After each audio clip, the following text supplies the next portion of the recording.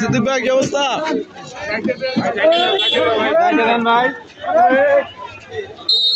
ভাই কিছু বলবেন?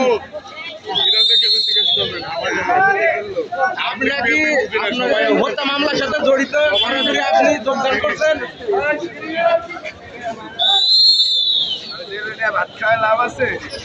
অভিনেতা সিদ্দিক বাংলাদেশের নাট্য জগতের এক পরিচিত নাম।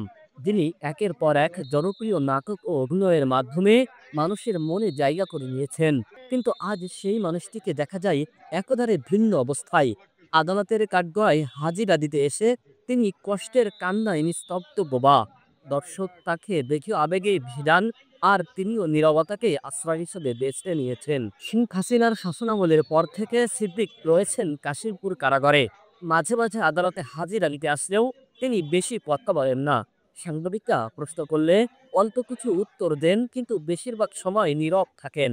ছাত্র আন্দোলনের সময় রামপুরা ও বাড্ডা এলাকায় সংঘর্ষের ঘটনায় যে মামলা হয়েছিল, সেই মামলার আসামি হিসেবেই এখন তাকে আদালতে হাজিরা দিতে হচ্ছে। জীবনের এই অন্ধকার অধ্যায় যেন তার মুখের হাসি কেড়ে নিয়েছে। একসময় তিনি নাটক করে দর্শকদের হাসিয়েছেন, আনন্দ দিয়েছেন।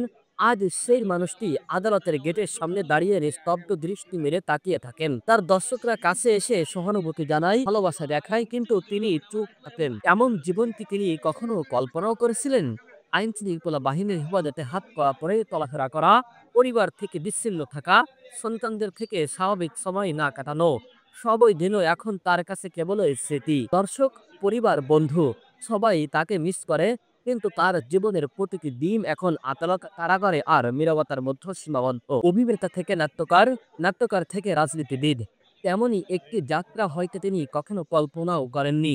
রাজনীতিতে যোগ দেওয়ার পর থেকেই তিনি নানা সমস্যার সম্মুখীন। অভিনেতা থেকে নাট্যকার, নাট্যকার থেকে রাজনীতিবিদ, তেমন একটি যাত্রা হয়তো তিনি কখনো কল্পনাও করেননি। রাজনীতিতে যোগ দেওয়ার পর থেকেই তিনি নানা সমস্যার মুখোমুখি। অভিনেতা থেকে নাট্যকার, নাট্যকার থেকে রাজনীতিবিদ, তেমন একটি যাত্রা হয়তো তিনি কখনো কল্পনাও করেননি।